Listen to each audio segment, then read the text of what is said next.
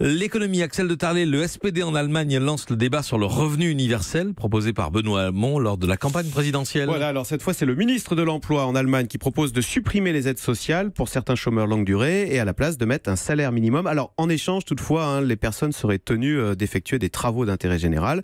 Certains avancent le chiffre de 1200 euros par mois comme salaire minimum garanti, donc 3 fois plus que les fameux mini-jobs, vous savez, qui sont payés à partir de 450 euros.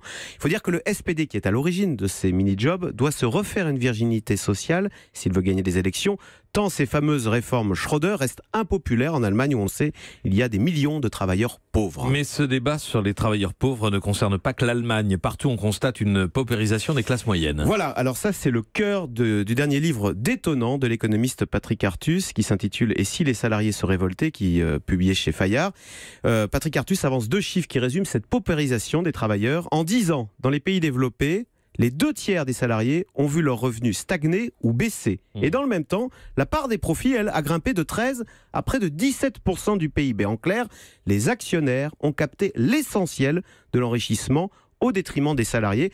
Alors, détail important, cette dérive est à l'œuvre dans tous les pays développés, nous dit Patrick Artus, sauf dans 2 pays qui font exception et qu'il faut noter puisqu'il s'agit de la France et de l'Italie. Néanmoins, c'est là une tendance lourde et qui malheureusement va s'accentuer avec la robotisation, car les robots détruisent des emplois de plus en plus qualifiés et ces emplois sont remplacés par des métiers basiques de service à la personne où les syndicats sont peu présents. En clair, l'ancien cas de General Motors qui a perdu son boulot devient chauffeur Uber ou livreur Deliveroo.